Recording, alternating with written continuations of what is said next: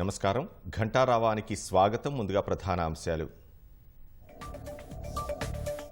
రాష్ట్రపతి ప్రసంగంపై పార్లమెంట్లో కొనసాగుతున్న చర్చ. సాయంత్రం ఉభయ సభల్లో సమాధానమివ్వనున్న ప్రధాని.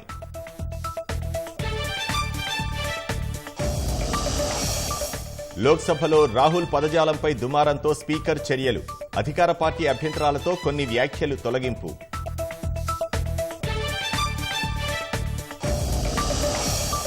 పార్లమెంటరీ నియమ నిబంధనలు పాటించాలన్న ప్రధాని మోదీ. సీనియర్ల నుంచి ఉత్తమ విధానాలు నేర్చుకోవాలని ఎంపీలకు సూచన.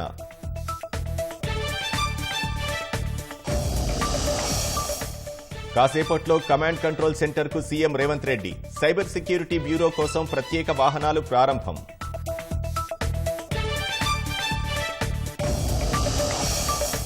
నేడు బార్బడోస్ నుంచి స్వదేశానికి రానున్న భారత జట్టు. వాతావరణం అనుకూలించకపోవడంతో రాక ఆలస్యం.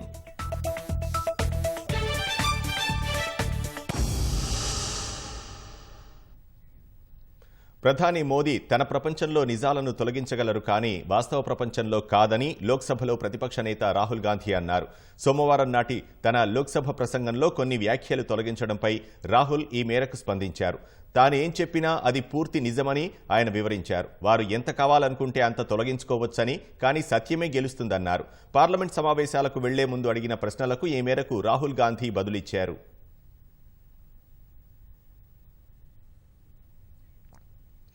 ఆర్థిక, భద్రతాపరమైన సహకారం వంటి కీలక రంగాల్లో భారత్తో మరింత బలమైన బంధాన్ని అమెరికా పెంచుకుంటోందని అమెరికా విదేశాంగ ఉప ప్రతినిధి వేదాంత్ పటేల్ చెప్పారు. ఇదే తరహా వైఖరి కొనసాగుతోందని ఆయన స్పష్టం చేశారు. కొన్ని వారాల క్రితం G7 సమావేశాల సందర్భంగా ప్రధాని నరేంద్ర మోదీతో బైడెన్ కాసేపు సమావేశమైనట్లు ఆయన చెప్పారు. గతేడాది ప్రధాని మోదీ అమెరికాలో పర్యటించిన విషయాన్ని ఆయన గుర్తు చేశారు. అనేక ఇతర రంగాల్లోనూ భారత్ అమెరికా మధ్య లోతైన భాగస్వామ్యానికి అవకాశం ఉందని వేదాంత్ పటేల్ అభిప్రాయపడ్డారు. ఈ ఏడాది జూన్ 17, 18 తేదీల్లో అమెరికా భద్రతా సలహాదారు జేక్ సుల్లివాన్ భారత పర్యటనలో క్రిటికల్ ఎమర్జింగ్ టెక్నాలజీ ఒప్పందం అమలుపై చర్చలు జరిగినట్లు చెప్పారు. భూమిపై ఉన్న ఏ దేశమైనా తీవ్రవాదాన్ని ఖండిస్తుందని అమెరికా ఆశిస్తున్నట్లు వేదాంత్ పటేల్ చెప్పారు. భారత్ పాకిస్తాన్ సంబంధాలపై అడిగిన ప్రశ్నకు ఈ మేరకు సమాధానమిచ్చారు. పొరుగు దేశాలతో ఏ దేశమైనా మంచి సంబంధాలు కలిగి ఉండటాన్ని తాము స్వాగతిస్తామని తెలిపారు. ప్రత్యేకంగా భారత్ పాకిస్తాన్ విషయంలో ఏమీ చెప్పలేనని అన్నారు. నిరుద్యోగుల డిమాండ్ల సాధన కోసం 9 రోజులుగా గాంధీ ఆసుపత్రిలో దీక్ష చేసిన మోతీలాల్ నిరాహార దీక్ష విరమించాడు. తనకు మద్దతు తెలిపిన వారందరికీ పేరు పేరున ధన్యవాదాలు తెలిపిన మోతీలాల్ రేపటి నుంచి ప్రత్యక్ష పద్ధతిలో నిరసనలు కొనసాగిస్తామన్నాడు. ప్రభుత్వం తమ డిమాండ్లను నెరవేర్చే వరకు వెనక్కి తగ్గబోమని స్పష్టం చేశాడు.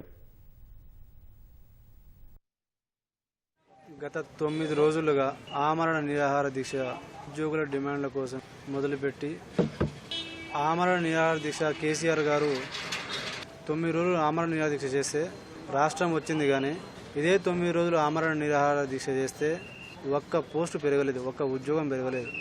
ఇది ప్రస్తుత ప్రభుత్వం యొక్క వైఖరి. ఇవన్నీ ఇప్పుడు నేను ఎందుకు విరమిస్తున్నా అంటే ఈ నాజిల్స్ అన్నీ డ్యామేజ్ అయినాయి. ఇంజెక్షన్స్ పోవట్లే, లోపల గ్లూకోజులు పోవట్లే, నా కిడ్నీలు డ్యామేజ్ అవ్వడానికి స్టార్ట్ అయినాయి, క్రియాటిన్ లెవెల్స్ పెరిగిపోయినాయి, లివర్ డ్యామేజ్ అవ్వడానికి స్టార్ట్ అయింది. ఒక ప్రాణం చచ్చిపోతేనే మీరు ప్రభుత్వం స్పందిస్తుందా? నేను ఏ డిమాండ్ల కోసమైతే నేను ఆమరణ నిరాహార దీక్ష మొదలుపెట్టినో అది ఆ రోజు స్వయంగా కాంగ్రెస్ ప్రభుత్వం మేనిఫెస్టోలో పెట్టినటువంటి అంశాలు అవి. ఎంతసేపటికి వాళ్ళు అవతల నుంచి యువతల వాళ్ళ రాజకీయాలు చూసుకుంటున్నారు, కానీ ఎలక్షన్స్ మీద ఉన్న దృష్టి పిల్లల మీద లేదు, పిల్లల భవిష్యత్తు మీద లేదు అని చెప్పేసి దీనికి ఎక్కడో ఒక చిన్న ప్రయత్నం చేయాలని చెప్పేసి నేను స్టార్ట్ చేసిన. గ్రూప్ 1 1:100 చేయాలి, గ్రూప్ 2 2000 పోస్టులు పెంచాలి, గ్రూప్ 3 3000 పోస్టులు పెంచాలి, డిఎస్సి పోస్ట్ పోన్ చేయాలి, మెగా డిఎస్సి 25,000 నోటిఫికేషన్స్ ఇవ్వాలి.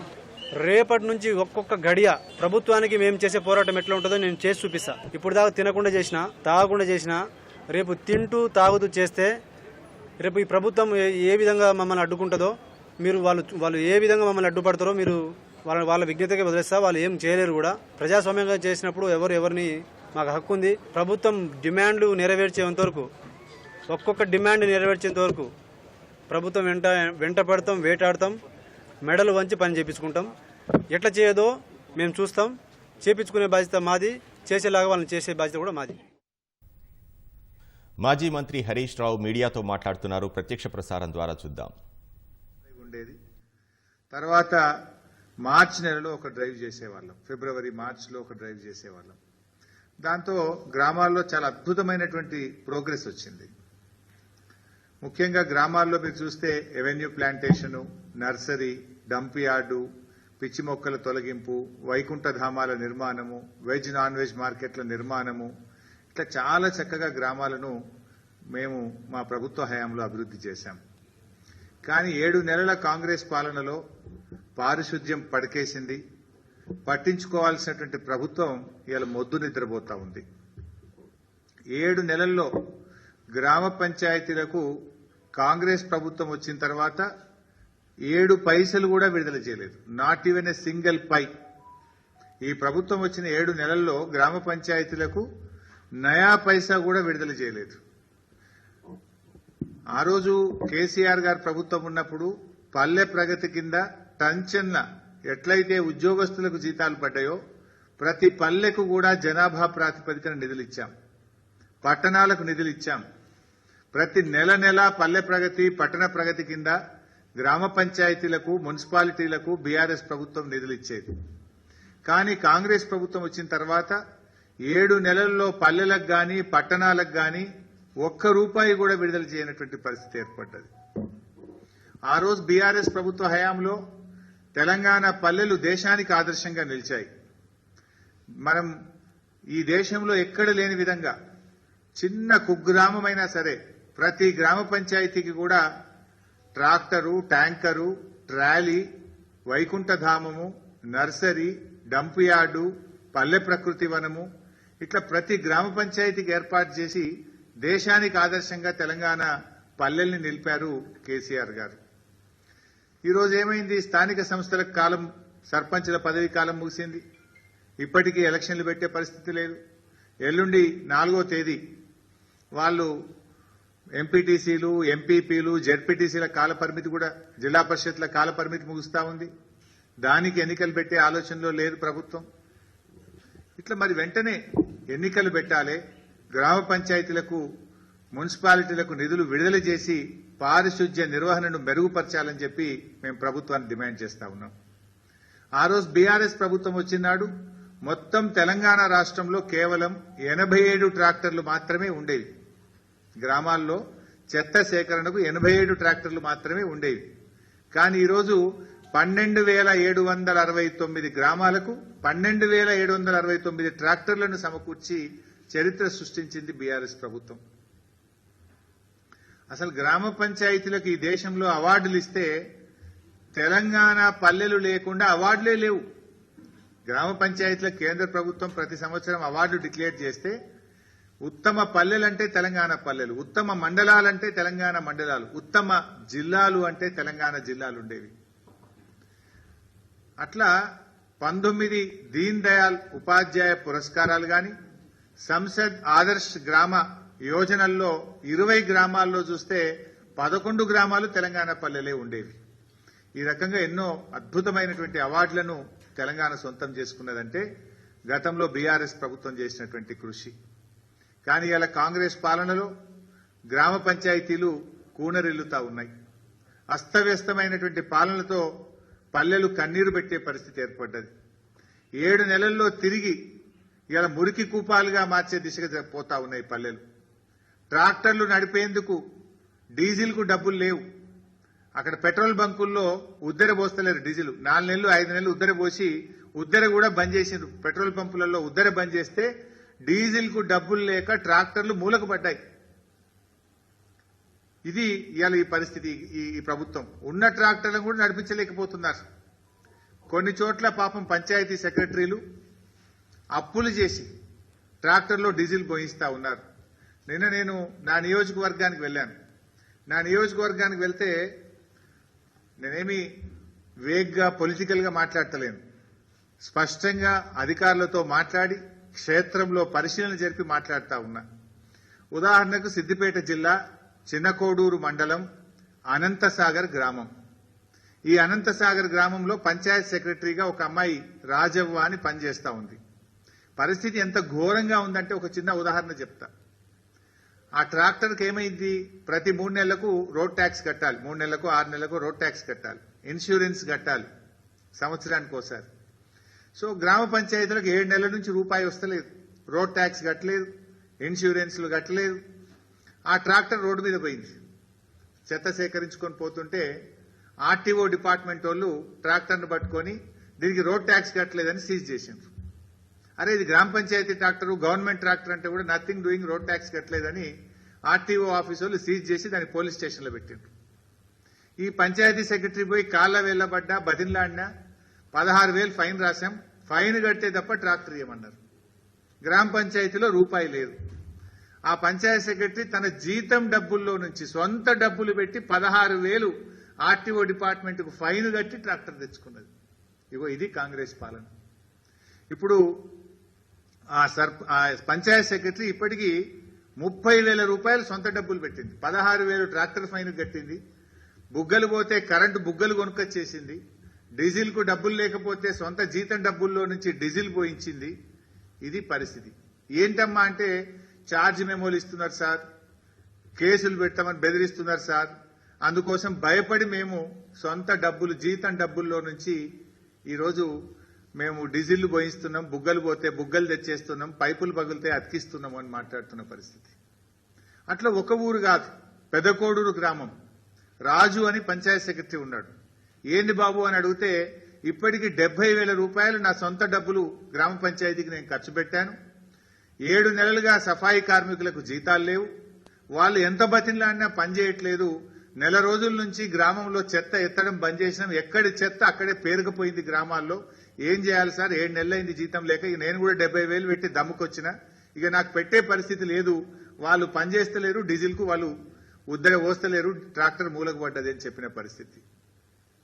అట్లనే గంగాపూర్ గ్రామం రమేష్ అనే పంచాయతీ సెక్రటరీతో మాట్లాడితే 75,000 రూపాయలు నేను జేబుల్లో నుంచి పెట్టినా సార్, 3 నెలల నుంచి సఫాయి పారిశుధ్య కార్మికులకు జీతాలు లేవు, 4 నెలలుగా ట్రాక్టర్ డీజిల్ నేనే పోయించిన సొంతం, ఇప్పుడు నాతను కూడా దమ్ముకు వచ్చింది సార్ అంటున్నాడు.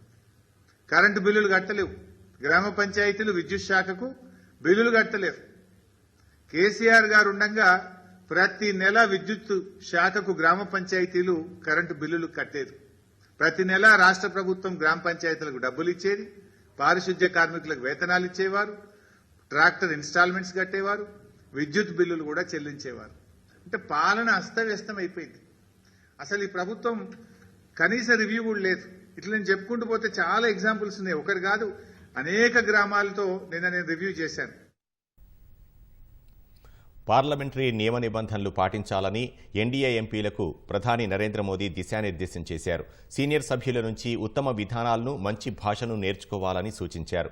పార్లమెంట్ సమావేశానికి ముందు జరిగిన ఎన్డీఏ పార్లమెంటరీ పార్టీ సమావేశంలో పాల్గొన్న మోదీ కాంగ్రెసేతర నాయకుడు మూడోసారి ప్రధాని కావడంతో ప్రతిపక్షం కలత చెందుతోందని అన్నారు. తమ నియోజకవర్గాలకు సంబంధించిన అంశాలను సమర్థవంతంగా సభలో ప్రస్తావించాలని మోదీ సూచించినట్లు సమావేశం తర్వాత పార్లమెంటరీ వ్యవహారాల మంత్రి కిరణ్ రిజిజు చెప్పారు. ఎంపీలంతా పార్లమెంట్ సమావేశాలకు రోజూ హాజరు కావాలని మోదీ కోరినట్లు తెలిపారు. ఎన్డీఏ సమావేశంలో రాహుల్ ప్రసంగం ప్రస్తావన వచ్చిందా అని అడగ్గా లేదని రిజిజు చెప్పారు. అయితే దేశ ప్రధాని సందేశం అందరికీ వర్తిస్తుందని వివరించారు. ఎన్డీఏ సమావేశంలో కూటమి నేతలు ప్రధాని మోదీని సన్మానించినట్లు రిజిజు తెలిపారు. ఏదైనా అంశంపై మీడియాతో మాట్లాడే ముందు దాని గురించి బాగా అధ్యయనం చేయాలని ప్రధాని ఎంపీలకు సూచించినట్లు సమాచారం. నియోజకవర్గాల్లో అందుబాటులో ఉంటూ ఓటేసిన ప్రజలకు కృతజ్ఞతలు తెలిపాలని ఆయన చెప్పారని తెలిసింది. ఎంపీలంతా ప్రధానుల మ్యూజియాన్ని సందర్శించి అక్కడ ఉన్న ప్రధానులందరి జీవితాలకు సంబంధించిన పత్రాలను చూడాలని కోరినట్లు సమాచారం. ఇటీవల భారాసాను వీడి కాంగ్రెస్ తీర్థం పుచ్చుకున్న జగిత్యాల ఎమ్మెల్యే సంజయ్ కుమార్ మొదటిసారి నియోజకవర్గంలో అడుగుపెట్టారు. గత నెల 23న సీఎం రేవంత్ రెడ్డి ఆధ్వర్యంలో కాంగ్రెస్లో చేరిన ఆయన ఇన్నాళ్లు హైదరాబాద్లోనే ఉన్నారు. ఇవాళ జగిత్యాలకు రావడంతో ఆయన అనుచరులు ఎమ్మెల్యే క్యాంప్ కార్యాలయానికి క్యూ కడుతున్నారు. ఇప్పటికే ఎమ్మెల్యే సంజయ్ కుమార్పై భారాస గుర్రుగా ఉండగా కాంగ్రెస్ నేత జీవన్ రెడ్డి సైతం చేరికను వ్యతిరేకించారు. ఈ నేపథ్యంలో జగిత్యాలలో ఆసక్తికర పరిణామాలు చోటు చేసుకునే అవకాశాలున్నట్లు స్థానిక నేతలు అభిప్రాయం వ్యక్తం చేస్తున్నారు. గేదెలు తరలిస్తున్న డీసీఎంను లారీ ఢీకొట్టడంతో 5 మూగజీవాలు మృతి చెందిన ఘటన సూర్యాపేట జిల్లా మద్దిరాల మండలంలో జరిగింది. గోరంట సమీపంలోని జాతీయ రహదారి పక్కన డీసీఎం వాహనాన్ని డ్రైవర్ నిలిపివేయగా వెనుక నుంచి వేగంగా వస్తున్న లారీ ఢీకొట్టింది. ప్రమాద సమయంలో వాహనంలో 22 గేదెలు ఉండగా 5 మూగజీవాలు అక్కడికక్కడే మృతి చెందాయి. భద్రాద్రి కొత్తగూడెం నుంచి హైదరాబాద్కు వీటిని తరలిస్తుండగా ఈ ఘటన చోటు చేసుకుంది. కేసు నమోదు చేసిన పోలీసులు దర్యాప్తు చేస్తున్నారు. సికింద్రాబాద్ అడ్డగుట్టలోని గంగపుత్ర సంఘం సమీపంలో ఎదుర్కొంటున్న సమస్యలను స్థానికులు ఎమ్మెల్యే పద్మారావు గౌడ్ దృష్టికి తీసుకువెళ్లారు. నిర్మాణ సామాగ్రి చెత్తాచెదారం వల్ల పాముల బెడదను ఎదుర్కొంటున్నామని వివరించారు. ఈ సందర్భంగా వారు పట్టుకున్న పామును ఎమ్మెల్యే ముందు ఉంచి ఇబ్బందులను ఏకరువు పెట్టారు. స్పందించిన పద్మారావు గౌడ్ జీహెచ్ఎంసీ అధికారులను సంప్రదించి 24 గంటల్లో సమస్యలను పరిష్కరించాలని కోరారు. పాములు సంచరించకుండా జాగ్రత్తలు పాటించాలని ఆదేశించారు.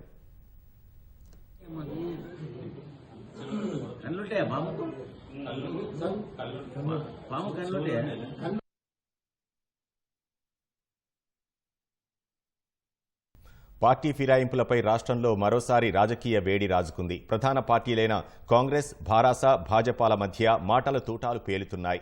ఫిరాయింపులకు కేసీఆరే ఆద్యుడని రేవంత్ విమర్శిస్తే ఆయారాం గయారాంల సంస్కృతికి అంకురార్పణ చేసిందే కాంగ్రెస్ అని కేటీఆర్ ఎదురుదాడి చేశారు. పీసీసీ అధ్యక్షునిగా చేరికల్ని వ్యతిరేకించిన రేవంత్ ఇప్పుడు ఎలా కండువాలు కప్పుతున్నారని భాజపా దుయ్యబట్టింది. ఎమ్మెల్యేల చేరికల అంశం మరోసారి రాష్ట్ర రాజకీయాల్లో కాకరేపుతోంది. 64 సీట్లతో అధికార పగ్గాలు చేపట్టిన కాంగ్రెస్ పార్లమెంటు ఎన్నికల ముంగిట ఆపరేషన్ ఆకర్ష్కు తెరలేపింది. Bhadrachalam MLA Tellam Venkatrao, Khairatabad MLA Danam Nagender, station Ghanpur MLA Kadiyam Srihari, Banswada MLA Pocharam Srinivasa Reddy, Jagtial MLA Sanjay Kumar, Chevella MLA Kale Yadaiah Congress తీర్థం పుచ్చుకున్నారు. కాంగ్రెస్ ఆపరేషన్ ఆకర్షపై భారాస తీవ్రస్థాయిలో విమర్శలు గుప్పిస్తోంది.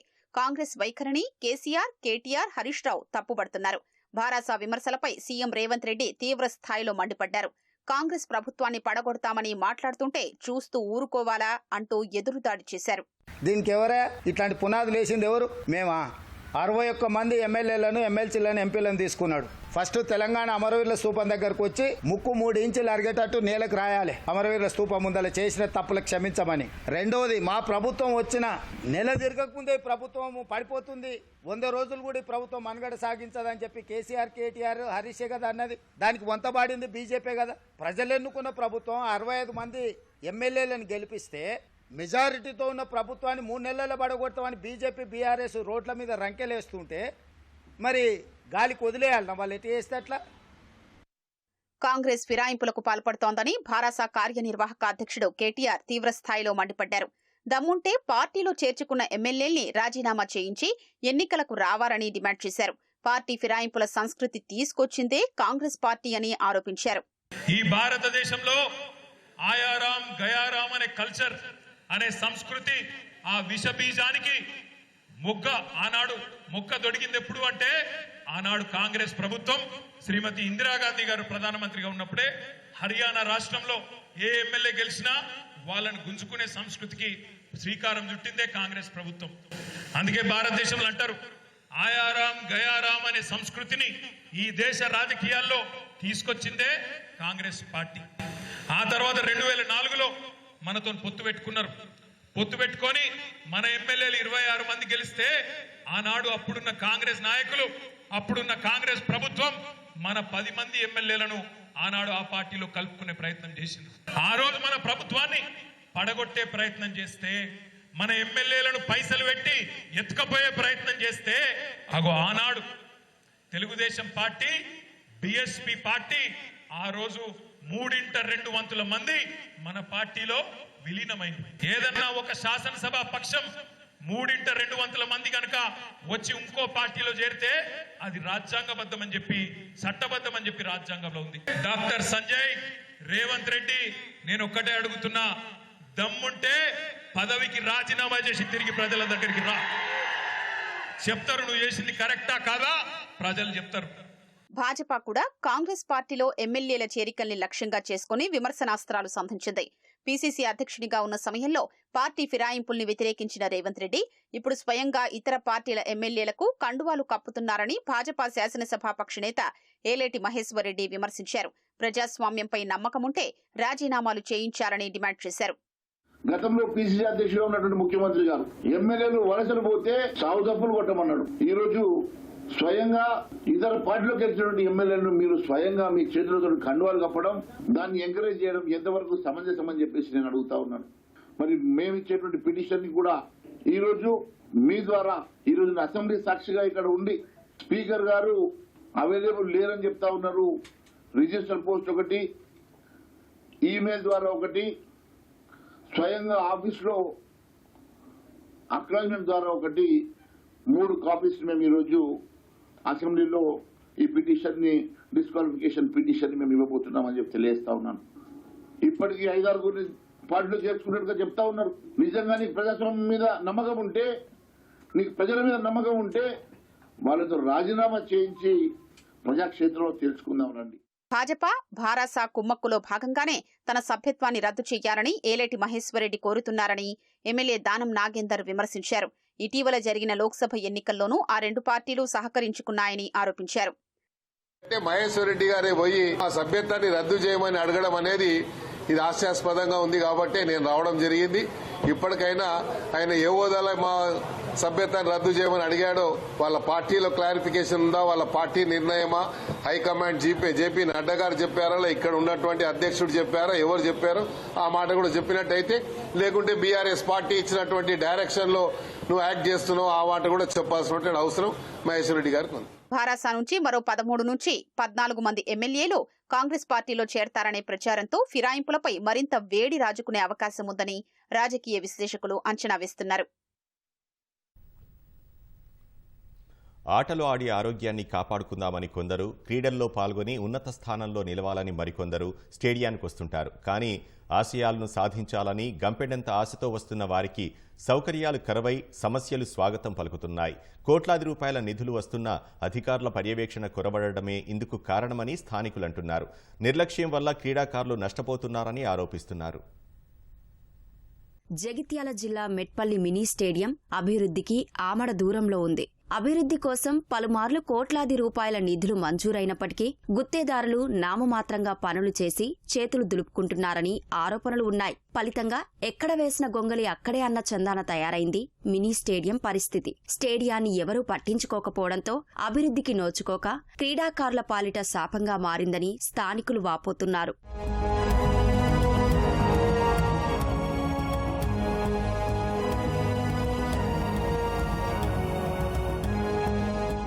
ఏటా వర్షాకాలం వచ్చిందంటే వర్షపు నీరు బయటకు వెళ్లకుండా గుంతలలో నిలిచి విద్యార్థులు, క్రీడాకారులు ఇబ్బందులు ఎదుర్కొంటున్నారు. స్టేడియానికి చుట్టూ ఉన్న ప్రహరీ గోడ శిథిలావస్థలకు చేరినా పట్టించుకునే వారే కరవయ్యారు.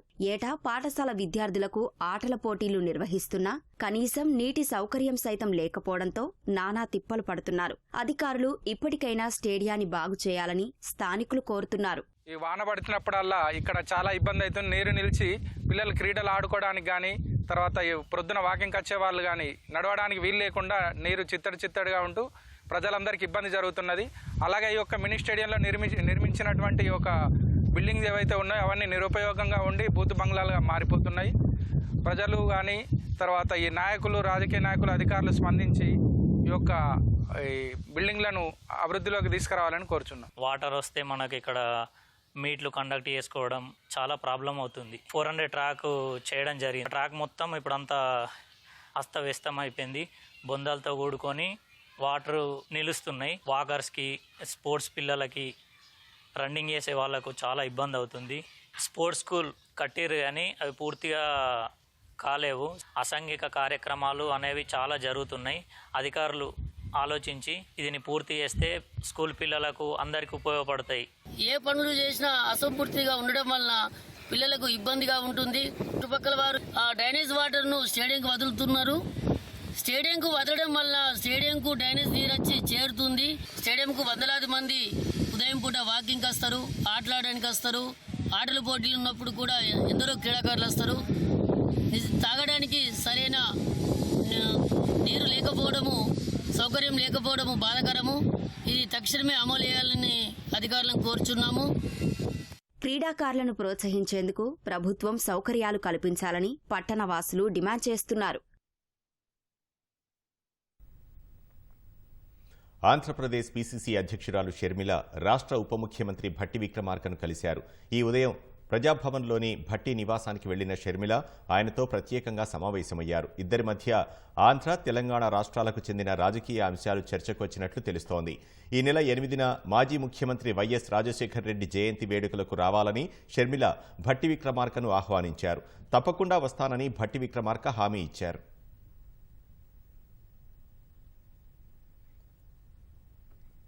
యుద్ధంలో సైనికుల కొరతను అధిగమించేందుకు ఉక్రెయిన్ కొత్త పంథాను ఎంచుకుంది. రష్యాతో యుద్ధంలో పాల్గొంటే కేసులు కొట్టేసి విడుదల చేస్తామని ఖైదీలకు ఆఫర్ ఇచ్చింది. 27,000 మందిని నియమించుకునేందుకు ప్రత్యేకంగా ఇంటర్వ్యూలను సైతం నిర్వహిస్తోంది. అయితే అత్యాచారం, హత్య కేసుల్లో ఖైదీలుగా ఉన్న వారిని మాత్రం అనర్హులుగా ప్రకటించింది. గతంలో రష్యా కూడా ఖైదీలకు ఇలాంటి అవకాశమే ఇచ్చి వారిని సైన్యంలోకి కాకుండా కిరాయి సైన్యం వాగ్నర్ గ్రూప్లోకి తీసుకుంది. దాదాపు 2.5 ఏళ్లుగా రష్యాతో పోరాడుతున్న ఉక్రెయిన్ యుద్ధభూమిలో తీవ్రమైన సిబ్బంది కొరతను ఎదుర్కొంటోంది. సైన్యాన్ని పటిష్టం చేసేందుకు ముమ్మరంగా నియామకాలు చేపడుతోంది. ఈ క్రమంలోనే తొలిసారిగా జైల్లోని ఖైదీలను మిలిటరీలోకి తీసుకునేందుకు సిద్ధమైంది. ఇందుకోసం వారికి ప్రత్యేకంగా ఇంటర్వ్యూలు చేస్తోంది. మాస్కోపై యుద్ధం చేస్తామంటే ఖైదీలపై కేసులు కొట్టేసి జైలు నుంచి విడుదల చేస్తామని ఉక్రెయిన్ ఆర్మీ ఆఫర్ ఇచ్చింది.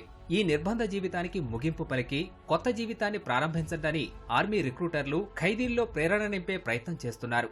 ఇందుకోసం ఖైదీలు చేయాల్సింది ఒక్కటే, తమ మాతృభూమిని కాపాడుకునేందుకు ఫ్రంట్లైన్లో ఉండి రష్యాతో పోరాడటమే. ఖైదీలను విడుదల చేసి వారిని సైన్యంలో తీసుకునేందుకు ఉక్రెయిన్ గత నెల పార్లమెంటులో ప్రత్యేక బిల్లును ఆమోదించింది. ఇప్పటికే 3,000 మంది ఖైదీలను పైలట్ ప్రోగ్రాం కింద మిలిటరీ యూనిట్లలోకి తీసుకోగా ఇప్పుడు మరో 27,000 మంది కోసం కొత్త రిక్రూట్మెంట్ ప్రోగ్రాంను చేపట్టింది. ఖైదీలకు పడిన శిక్షను సమీక్షించి వారి ఆరోగ్య స్థితిగతులను పరిశీలించిన తర్వాతే వారిని ఇంటర్వ్యూ చేస్తోంది. అత్యాచారం, హత్య వంటి కేసుల్లో శిక్ష అనుభవిస్తున్న వారిని అనర్హులుగా ప్రకటించింది. ఇంటర్వ్యూలో ఎంపికైన వారికి ఆర్మీ క్యాంపుల్లో సాధారణ శిక్షణ ఇవ్వనుంది. ఆయుధాలను ఎలా పట్టుకోవాలి, యుద్ధ పరికరాలను ఎలా ఉపయోగించాలి అన్నది నేర్పించిన తర్వాత యుద్ధ విధుల్లోకి పంపించనుంది.